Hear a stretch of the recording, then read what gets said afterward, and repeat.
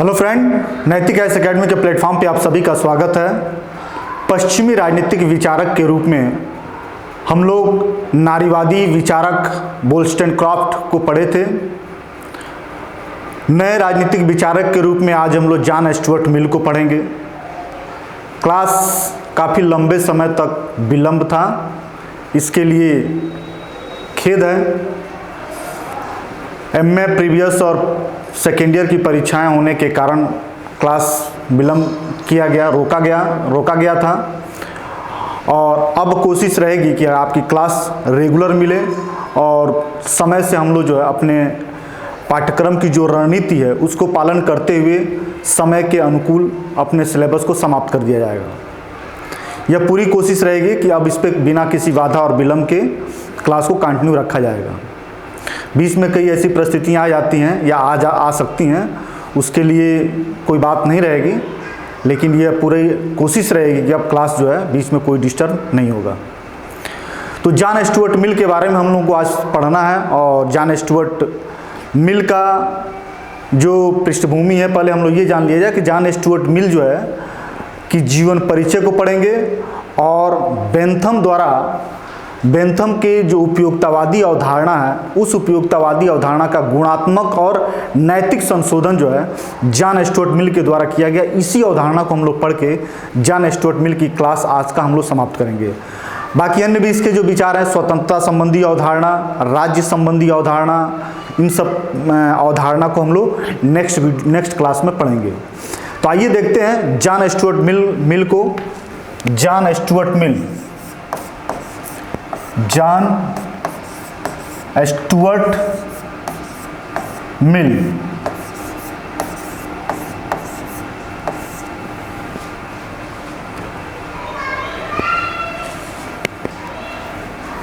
John Stuart Mill की जो आज विचार है वह है उपयोगितावाद में संशोधन।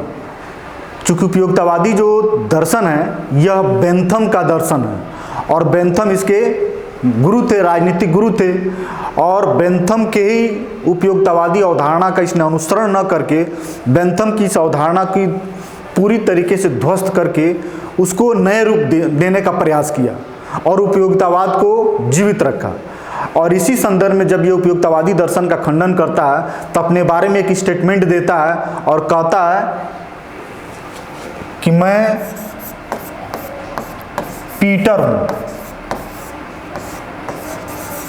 पीटर हूं जो अपने गुरु को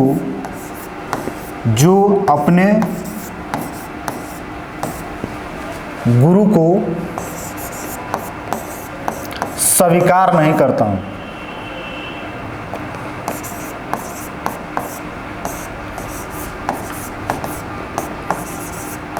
स्वीकार नहीं करता हूं। ये स्टेटमेंट भी पूछ सकता है कि स्टेटमेंट किसके संदर्भ में है या किसने कहा था।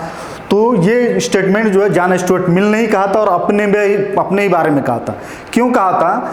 क्योंकि इसके जो राजनीतिक गुरु बेंथम थे, बेंथम की जो अवधारणा उपयोगितावाद की थी, उस उपयोगितावादी अवधारणा के जो आधार थे, जो सिद्धांत थे, जो दर्शन थे बेंथम के अनुसार, उन सबकी जो है आलोचना किया, सबका खंडन किया। उसके बाद अपना विचार उसमें डाला और अपने इस विचार को डालने के कारण इसने कहा कि हम अपने गुरु को स्वीकार नहीं करते हैं, क्योंकि उपयोगितावादी जो विचार थी उस विचार का बहुत ज़्यादा आलोचना हो रही थी और इसकी प्रासंगिकता पे भी प्रश्न लग रहे थे। ऐसी स्थिति में मिल ने उपयोगितावादी दर्शन को उपयोगी बनाया, उसको प्रासंगिक बनाया, समय के अनुरूप उसके महत्व को बढ़ा दिया। यही उसका योगदान रहा।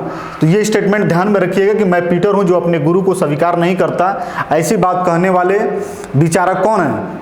ऐसे विचारक जो है जॉन स्टुअर्ट मिल है। अब हम लोग जॉन स्टुअर्ट मिल के जीवन परिचय को शुरू करते हुए बेंथम के उपयोगितावादी दर्शन को और उसके में होने वाले सुधार को पढ़ेंगे। उसके बाद इसको क्लास को समाप्त भी करेंगे। आइए अब देखते हैं जीवन परिचय। जीवन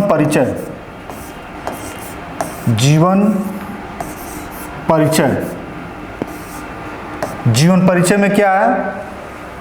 जन्म का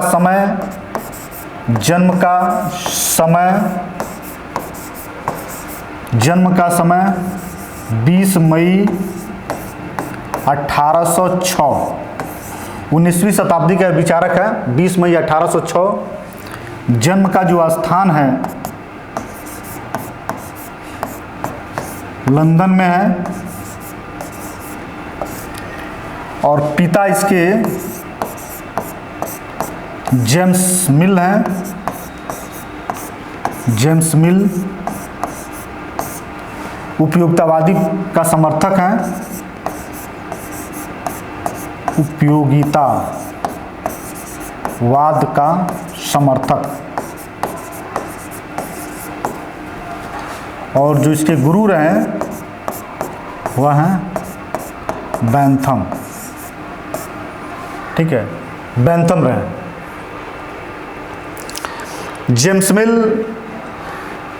जो इसके पिता हैं, नाम में थोड़ा सा फर्क है, कभी कभी जेम्स मिल देता है, जॉन स्टुअर्ट मिल देता है, तो ध्यान में रखिएगा कि जॉन स्टुअर्ट मिल को हम लोग पढ़ रहे हैं और जेम्स मिल उसके पिता का नाम था। तो कन्फ्यूज़न में न रखिएगा कि जेम्स मिल है या जॉन स्टुअर्ट मिल है। तो जेम्स मिल रहेगा तो समझिएगा कि उसके पिता के बारे में पूछा जा रहा है, और जॉन स्टुअर्ट मिल रहेगा तो जॉन स्टुअर्ट मिल के बारे में पूछा जा रहा है। जेम्स मिल जो है अपने पुत्र जॉन स्टुअर्ट मिल के प्रतिभा से वह पूरी तरीके से अवगत था, जानता था कि जॉन स्टुअर्ट मिल बहुत ही प्रतिभाशाली बच्चा है और उसकी प्रतिभा का उदाहरण उसके शिशु काल में ही दिखने लगे थे।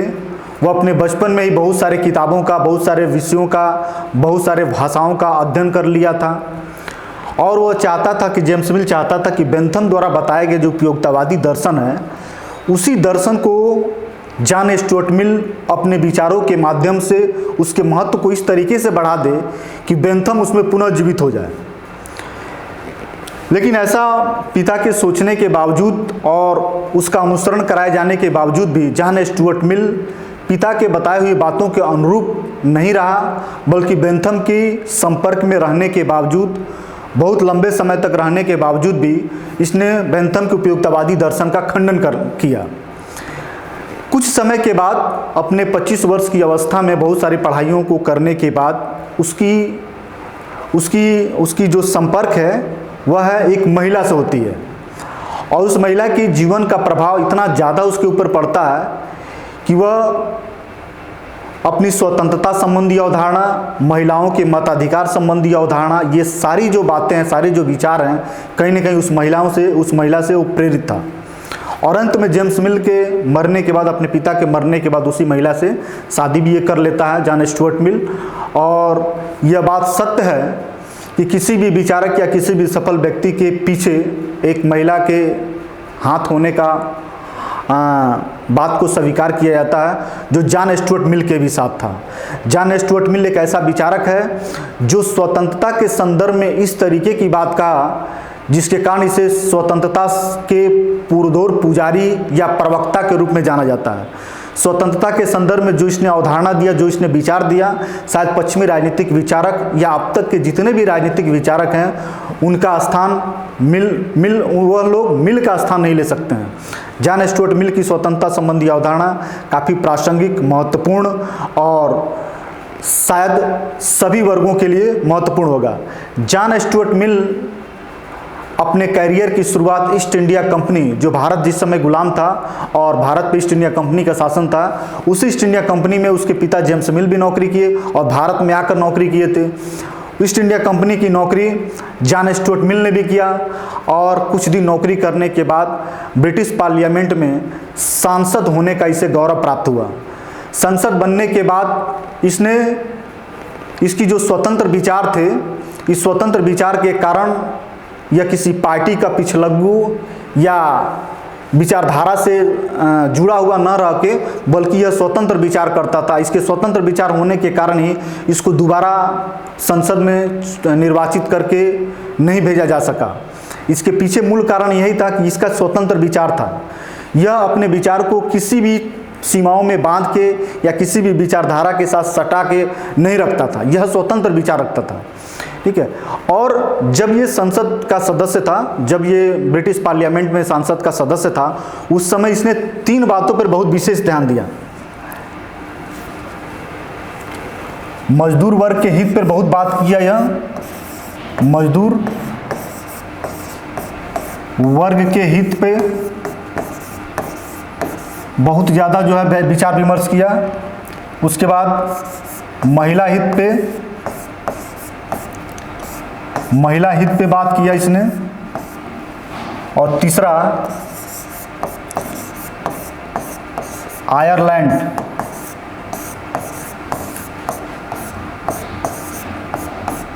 के क्षेत्र पर विशेष चर्चा किया।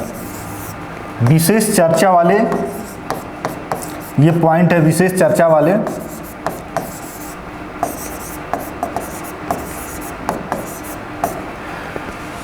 महिलाओं के मताधिकार, महिलाओं की स्वतंत्रता, इन सब संबंधों पे बहुत ज़्यादा जो है जॉन स्टुअर्ट मिल ने अपने विचारों को रखा। इसके पीछे उसकी जो संगनी थी, उसकी जो साथी थी, उसका बहुत ज़्यादा इसके ऊपर प्रभाव था। अब जो है हम लोग देखते हैं इसी उपलब्धि में इसने अपने जीवन काल में बहुत सारी पुस्तकों की रचना की। और उन पुस्तकों को देखते हैं, ज़्यादातर पुस्तकों का क्रम बना के, नेट जिआरएफ में ज़्यादातर पुस्तकों का क्रम बना के या उनके ईयर वाइज, उनके प्रकाशन का जो ईयर है उसी पे प्रश्न बनाकर पूछता है। तो उसको देखते हैं हम लोग। इसका जो महत्वपूर्ण पुस्तक,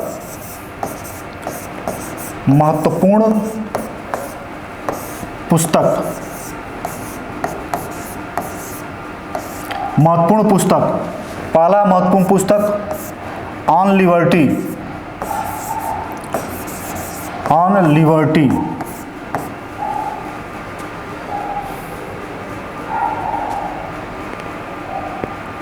ऑन लिबर्टी यह है 1859 का। दूसरा है कॉन्सिडरेशन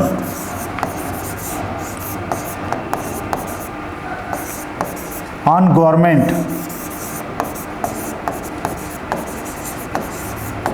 यह है 1860। ठीक है।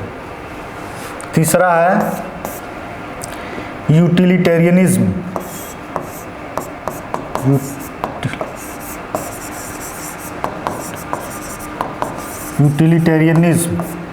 1863 का। उसके बाद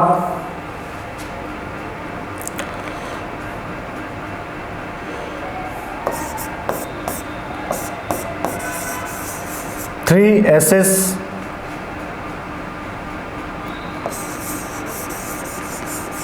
एसेज ऑन रिलीजन,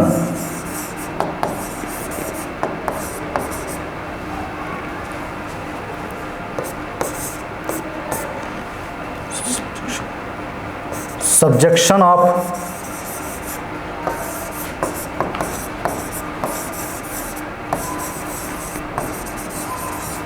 ओमेन। इस तरीके की पुस्तकें हैं। और एक और है principle of political economy.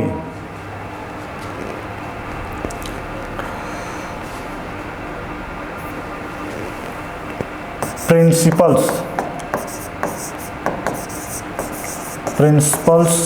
Of political economy.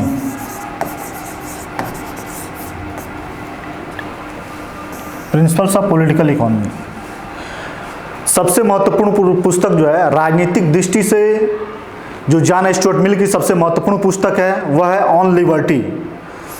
जब हम लोग नेक्स्ट क्लास में जॉन स्टुअर्ट मिल की स्वतंत्रता संबंधी अवधारणा को पढ़ेंगे तो उस समय ऑन लिबर्टी की चर्चा करेंगे।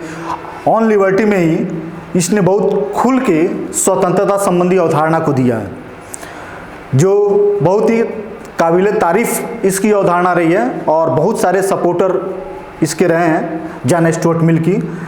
तो ऑन लिबर्टी इसकी सबसे, यदि पूछेगा कि इन सब पुस्तकों में जो राजनीतिक दृष्टि से सबसे महत्वपूर्ण पुस्तक कौन सा है, तो ऑन लिबर्टी इसकी सबसे महत्वपूर्ण पुस्तक है। इसके बाद से हम लोग आते हैं बेंथम की उपयोगितावाद। बेंथम के उपयोगितावाद में संशोधन,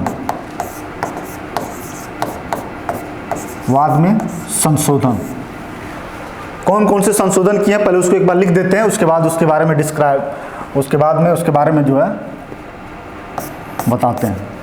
बेंथम के उपयोगितावाद में संशोधन पहला है, सुखों में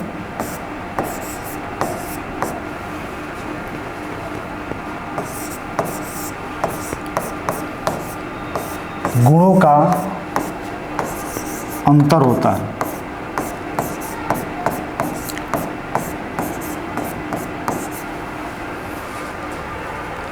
दूसरा, सुख का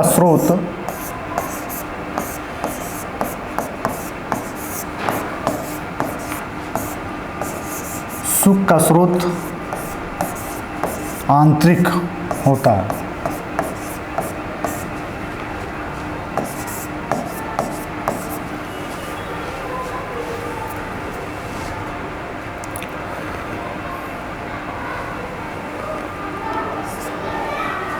तीसरा,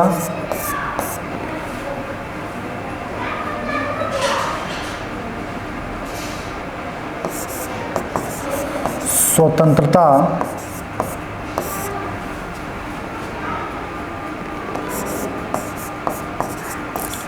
साध्य है,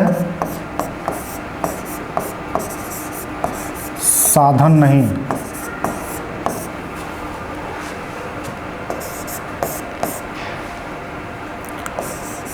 मानव का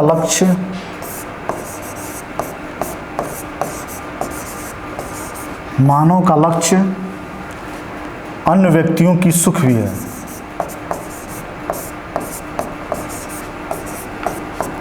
अन्य व्यक्तियों की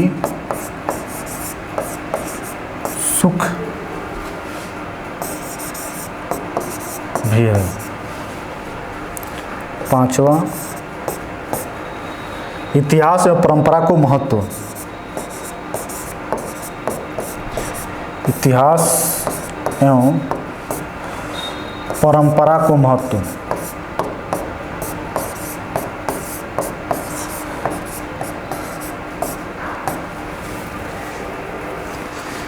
बेंथम के उपयोगितावाद में जो जॉन स्टुअर्ट मिल ने परिवर्तन किया और सुधार किया, ये 5 बिंदुओं के आधार पर किया।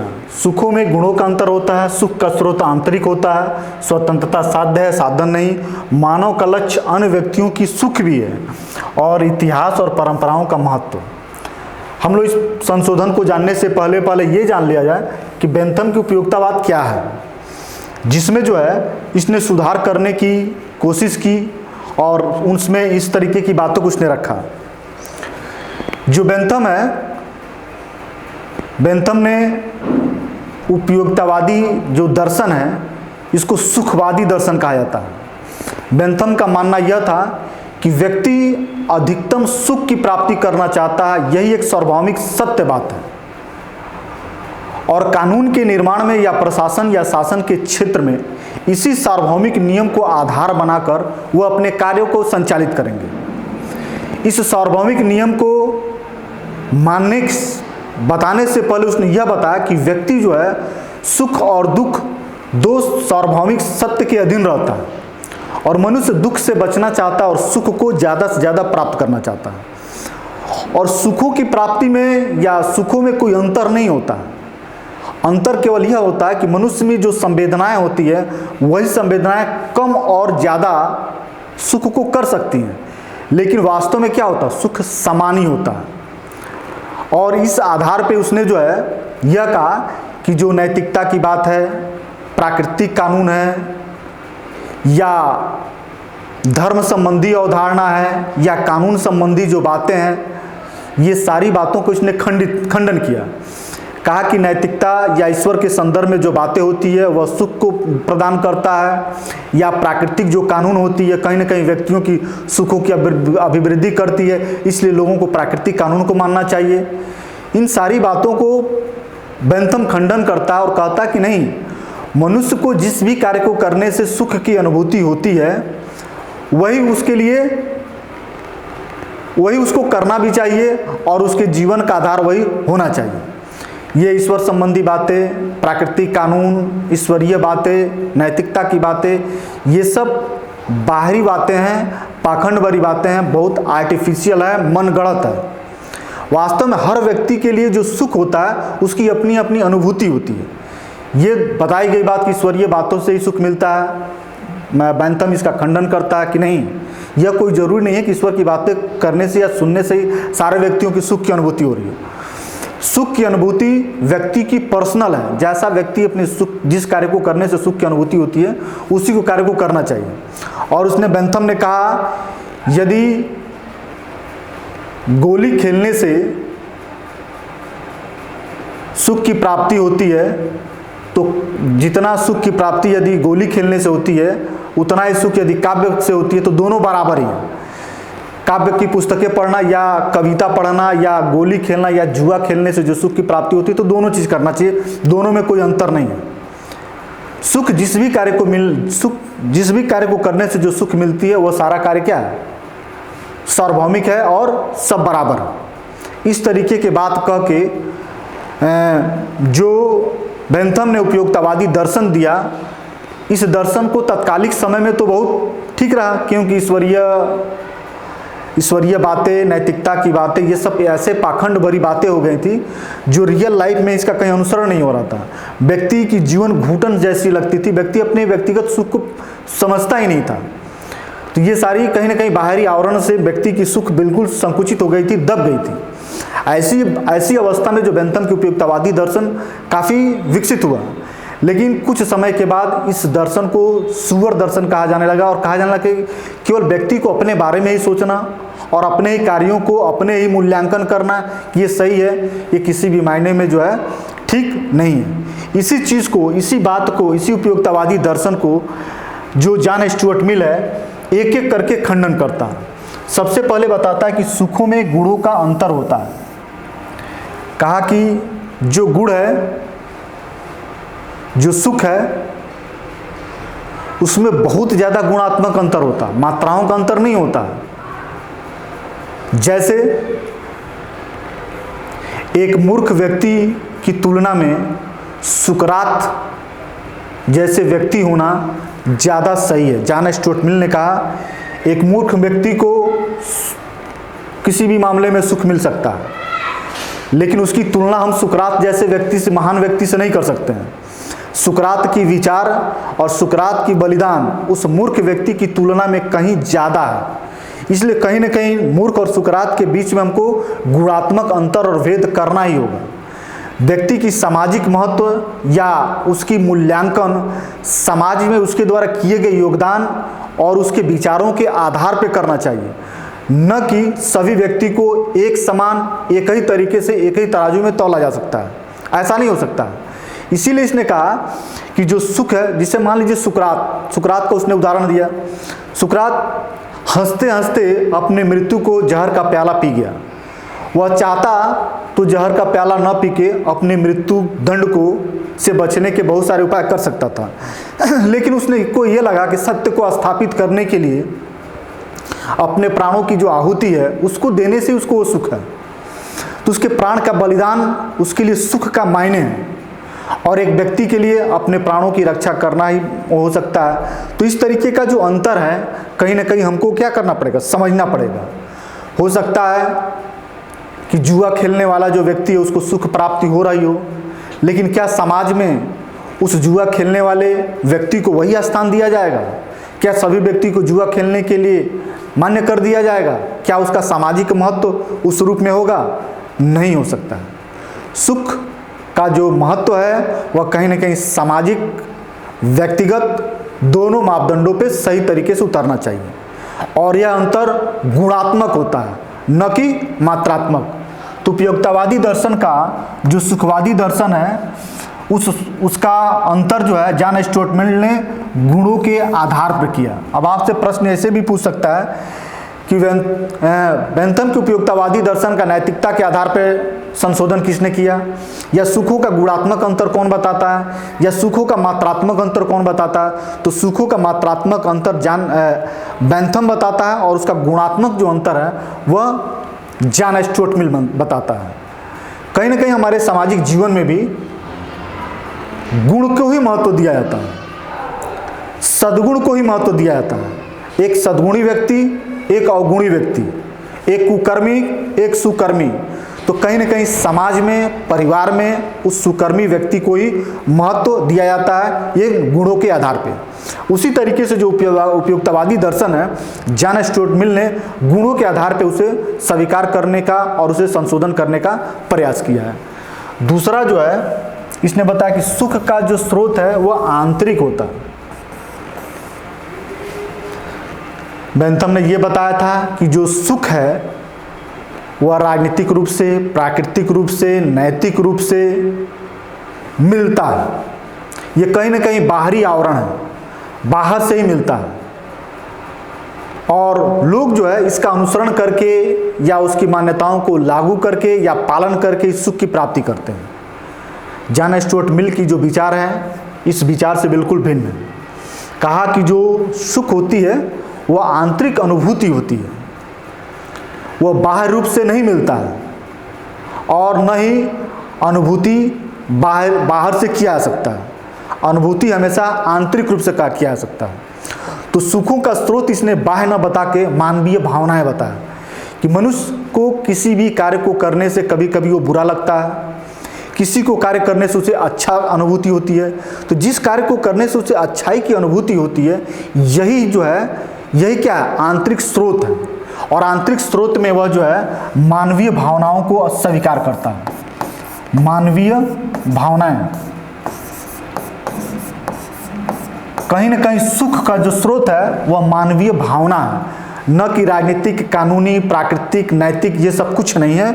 मनुष्य की जो आंतरिक अनुभूति है वही सुख की स्रोत है। यदि उसकी आंतरिक अनुभूति सुख की नहीं है तो निश्चित तौर से यह नहीं कहा जा सकता है कि उसे सुख की प्राप्ति होती है, और सुख का एक्सप्लेनेशन नहीं किया जा सकता। किसी भी व्यक्ति की सुखी की एक्सप्लेनेशन दूसरे के द्वारा नहीं किया जा सकता है, ना ही सुख का मानदंड बाहरी रूप से बनाया जा सकता है। सुख हमेशा मानवीय भावनाओं पर आधारित होता है, लोगों की अनुभूति पे होता है, और यह आंतरिक होता है, बाह्य नहीं होता है। इस बात को जॉन स्टुअर्ट मिल ने कह के उपयुक्तवादी दर्शन का क्या किया, खंडन किया। यह बात सही भी है कि सुख या दुख की अनुभूति आंतरिक रूप से ही होती है, न कि बाह्य रूप से होती है। तो जॉन स्टुअर्ट मिल की जो बातें हैं कहीं ना कहीं प्रासंगिक और सही है। दूसरी बात इसने बताया कि स्वतंत्रता साध्य है, साधन नहीं। उपयुक्तवादी दर्शन में बताया गया कि जो उपयुक्तवादी जो दर्शन है उसी दर्शन के अधीन में स्वतंत्रता निहित है, और कानून का निर्माण करके स्वतंत्रता को सुनिश्चित किया जा सकता है। तो स्वतंत्रता साधन है उपयोगिता की प्राप्ति करने में, ऐसा बेंथम के उपयुक्तवादी दर्शन में मान्यता थी। जॉन स्टुअर्ट मिल ने इस बात का खंडन किया और कहा कि जो स्वतंत्रता है वह साधन नहीं हो सकता है, वह साध्य है, क्योंकि स्वतंत्रता के माध्यम से व्यक्ति की सुख की अनुभूति होती है। सुख की प्राप्ति के लिए मनुष्य को जब तक स्वतंत्र वातावरण नहीं मिलेगा, स्वतंत्र उसकी सोच नहीं होगी, तब तक वह उसकी अनुभूति कर ही नहीं सकता।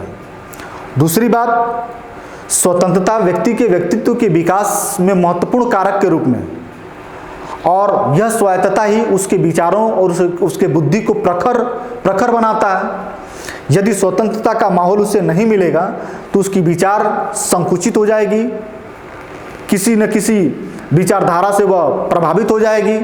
ऐसी अवस्था में स्वतंत्र सोच, स्वतंत्र वातावरण व्यक्ति के लिए बहुत ही आवश्यक है।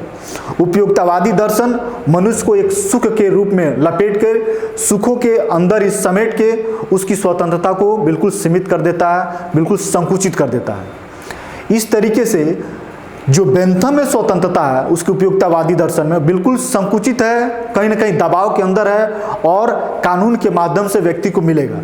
लेकिन जॉन स्टुअर्ट मिल का मानना है कि नहीं, स्वतंत्रता कानून के माध्यम से नहीं मिलना है, ये तो व्यक्ति की एक स्वतंत्र विचार है और वह इसे मौलिक रूप से प्राप्त करता है, कानून के माध्यम से उसे ये नहीं मिलता है। और स्वतंत्रता किसी भी राजनीतिक व्यवस्था के लिए, किसी भी सामाजिक व्यवस्था के लिए उद्देश्य होना चाहिए, साधन नहीं। यदि वह उद्देश्य है तो उसका महत्व ज़्यादा है, यदि वह साधन है तो उसका महत्व कम है। बेंथम के उपयोगितावादी दर्शन में स्वतंत्रता क्या है? साधन है तो इसका महत्व कम है, लेकिन जॉन स्टुअर्ट मिल के जो दर्शन है उसमें स्वतंत्रता साध्य है, साधन नहीं है, इसलिए इसका महत्व ज़्यादा है। ठीक है, स्वतंत्रता साधन नहीं, साध्य है, साधन नहीं। इसके बाद जो है मानव का लक्ष्य अन्य व्यक्तियों का सुख भी है। बेंथम के जो उपयोगितावादी दर्शन है उसमें कहा गया कि व्यक्ति के व्यक्तिगत सुख ही महत्वपूर्ण है, मनुष्य की जो अपनी सुख है वही ज़्यादा महत्वपूर्ण है और यही सार्वभौमिक सत्य है। लेकिन जॉन स्टुअर्ट मिल ने कहा कि मनुष्य केवल अपने ही सुख के बारे में चिंता नहीं करता है, वह अन्य व्यक्तियों की सुखों के बारे में चिंता करके अपनी सुख की प्राप्ति भी करता है। व्यक्ति का व्यक्तिगत जीवन तो होता ही होता है, उस व्यक्ति की सामाजिक जीवन भी होती है, उसमें दया, परोपकार, सहयोग, ये सब भावनाएं और विचार भी काम करते हैं। केवल व्यक्तिगत स्वार्थ, केवल अपने ही बारे में सोचना, यह कहीं ना कहीं व्यक्ति को जानवरों के समान स्थापित करता है। जो जानवर होते हैं वह दूसरे के अपने पेट तो भरना चाहते हैं, केवल अपनी जीवन जीना चाहते हैं, वह अपने ही समुदाय के अन्य जो जानवर होते हैं उनके खाने पीने या उनके बारे में कोई वो सोचते नहीं है। लेकिन मनुष्य उस जानवर के समान नहीं है, उसके जो सुख हैं वो व्यक्तिगत सुख तो है ही हैं, लेकिन साथ ही साथ अन्य व्यक्तियों की सुखों के बारे में वो सोचता है, अन्य व्यक्तियों को सुखी रखने के लिए कई सारे सहयोग और साधन भी प्रदान करता है। और जब उसे वह सुख मिलती है तो उसे वह कैसा महसूस करता है? वह खुद की खुशी महसूस करता है। जैसे हम और आप में से भी बहुत सारे लोग, जब कुछ लोग बहुत आगे बढ़ जाते हैं या आगे नहीं बढ़े रहते हैं, जब वो सहयोग करके उनमें किसी व्यक्ति को हेल्प करके आगे बढ़ाना, या कोई व्यक्ति आगे बढ़ता है तो उसको उसके सुख की अनुभूति होना, कुछ लोगों की ईर्ष्या भी होगी, लेकिन वो अलग की चीज़ है, लेकिन कहीं ना कहीं किसी को सुख भी मिलता है। तो मनुष्य का लक्ष्य केवल अपने जीवन को, अपने सुख को बढ़ाने तक सीमित नहीं है, बल्कि अन्य व्यक्तियों के जीवन को आगे बढ़ाने और उनके सुख को बढ़ाकर, उनको सुखी देखकर भी अपने को सुखी महसूस करना, ये भी मनुष्य का क्या है? लक्ष्य है। इसके बाद इसने लास्ट बताया कि इतिहास एवं परंपराओं का भी महत्व है। उपयोगितावादी दर्शन का एक महत्वपूर्ण और सार्वभौमिक सत्य यह था कि व्यक्ति सुख को प्राप्त करना चाहता है और यही जो है कानून का एकमात्र आधार होना चाहिए। हर व्यक्ति, चाहे वह किसी भी क्षेत्र का हो, चाहे किसी भी जाति का हो, वह सुख रहना चाहता है, व्यक्तिगत सुख को प्राप्त करना चाहता है। जॉन स्टुअर्ट मिल ने इस बात का खंडन करते हुए बताया कि अलग अलग समाज में और अलग अलग क्षेत्रों में अपना अपना इतिहास और अपनी अपनी परंपराएं होती हैं, और उन इतिहास, उन परंपराओं का महत्व उन समाजों में होता है। उसी इतिहास से वह समाज अपने आप को गौरवान्वित महसूस करता है और उस इतिहास को प्राप्त करने के लिए हर संभव प्रयास करता है। इस प्रयास में वह सुखी की अनुभूति करता है। उसी समाज की कुछ परंपराएं और प्रथाएं भी होती है, जिस प्रथा और परंपराओं को निर्वहन करके वह सुख का निर्वहन करता है। तो ऐसी स्थिति में जो बेंथम की उपयोगितावादी दर्शन की केवल सुख की प्राप्ति, हर व्यक्ति सुख की प्राप्ति करता है और यह सभी जगह लागू होता है, तो ऐसा नहीं। जिस सुख की प्राप्ति के लिए किसी समाज में हो सकता है कि वह समाज उसके लिए सुखी मान रहा हो, लेकिन उसी सुख को दूसरे समाज में गलत दृष्टि से भी देखते हैं। जैसे विकसित समाजों में यह देखा जाता है कि जैसे ही उनके माता पिता वृद्ध हो जाते हैं तो वृद्ध आश्रम में उनको रख लेते हैं, लेकिन भारतीय समाज में ऐसा नहीं है। कहा जाता है कि माता पिता जब वृद्ध हो जाते हैं तो उनका सेवा करने से जो सुख मिलती है, उससे बड़ा सुख दुनिया में कुछ भी नहीं। तो वह विकसित समाज, जो पश्चिमी समाज की सोच है, उसकी सुख की अवधारणा क्या भारतीय समाज पर लागू हो सकता है? नहीं हो सकता है। भारत की अपनी परंपरा, अपनी इतिहास, अपनी व्यवस्थाएं रही है और यह जो पश्चिमी समाजों के देशों से अलग रही है। इस तरीके से कहीं न कहीं सुखवादी दर्शन की जो सार्वभौमिक रूप है उस सार्वभौमिक रूप का खंडन करता है और हर समाज की, हर जाति के लोगों की अलग अलग क्षेत्रों में उनका इतिहास और उनकी परंपरा होती है और इस इतिहास और परंपरा का निर्वहन करके वो अपने को अन्य देशों की समाजों से अलग रखते हैं और इससे क्या करते हैं, सुख की अनुभूति को प्राप्त करते हैं। उपयोगितावादी दर्शन का खंडन जॉन स्टुअर्ट मिल करने के साथ साथ उपयोगितावाद का जो व्यक्तिगत सुख, व्यक्तिगत जो सोच है उसका हटा के उसकी सामाजिक महत्व को बताते हुए समाज के लिए उपयोगी बना के उपयोगितावादी दर्शन को उसने जिंदा कर दिया। जो उपयोगितावादी दर्शन अपनी व्यक्तिगत सोच के कारण व्यक्तिगत स्वतंत्रता को खंडित कर रहा था, वहीं जॉन स्टुअर्ट मिल ने इसकी सामाजिक महत्व बताकर, इसको सामाजिक उपयोगी बता के उपयोगितावादी दर्शन को जीवित कर दिया और उपयोगितावाद अपनी खोई हुई जो प्रतिष्ठा थी उस प्रतिष्ठा को पुनः प्राप्त करने के लिए पुनः प्राप्त किया और जॉन स्टुअर्ट मिल ने उपयोगितावादी दर्शन को और ज़्यादा क्या कर दिया, महत्वपूर्ण बना दिया। इस तरीके से हम लोगों ने जॉन स्टुअर्ट मिल की उपयोगितावादी दर्शन की आलोचनाएं देखा। ये केवल आलोचना के रूप में पूछता है कि ज़्यादातर प्रश्न इसके ऐसे होते हैं कि उपयोगितावादी दर्शन का नैतिक सुधार किसने किया, गुणात्मक सुधार किसने किया, सुखों में गुणात्मक अंतर का बात कौन करता है, इतिहास और परंपरा को समाज में महत्व कौन देता है, मनुष्य के लिए अन्य मनुष्यों का सुख ही बहुत बड़ा सुख है या मनुष्य की जो सुख का स्रोत है वह बाहर न होकर आंतरिक है, ये कौन बताता है। तो ये सारी बातें जो है इसी पॉइंट्स में प्रश्न बने होते हैं जो आपको समझकर देना रहेगा। हम लोगों का आज का जो क्लास है जॉन स्टुअर्ट मिल का उपयोगितावादी दर्शन के संशोधन का वह समाप्त होता है और नेक्स्ट क्लास में, नेक्स्ट वीडियो में जॉन स्टुअर्ट मिल की जो सबसे महत्वपूर्ण विचार है वह है स्वतंत्रता संबंधी अवधारणा, जिसको हम लोग बहुत कायदे से पढ़ा जाएगा और समझा जाएगा। आपसे हमारी ये रिक्वेस्ट है कि आप वीडियो को पूरा देखिए और नोट्स बनाइए। बहुत लोगों ने नोट्स बनाया, दिखाया, बहुत बेहतर रहा और आप भी, आपकी परीक्षाएं MA पार्ट 1 पार्ट 2 की समाप्त हो चुकी है। अब आपको समय पर्याप्त रूप से मिल रहा होगा और आप जो है इसको देखिए। नेक्स्ट माह से हम जो 15,000 प्रश्न देने की बात कहें तो कुछ प्रश्न जो है जैसे ही मतलब पश्चिमी राजनीतिक विचारक ये यूनिट समाप्त हो जाए तो जब दूसरी यूनिट शुरू करेंगे तो इस यूनिट का पूरा क्वेश्चन बनाएंगे और आपको दिया जाएगा। ये तो लेक्चर वीडियो है, लेकिन लेक्चर वीडियो के साथ साथ जब प्रश्न मिलेंगे तो प्रश्नों के माध्यम से लेक्चर को पकड़ने में और ज़्यादा से ज़्यादा क्वेश्चन को हल करने में आपको सुविधा मिलेगी। ठीक है, तो इस बात का ध्यान रखिएगा। धन्यवाद।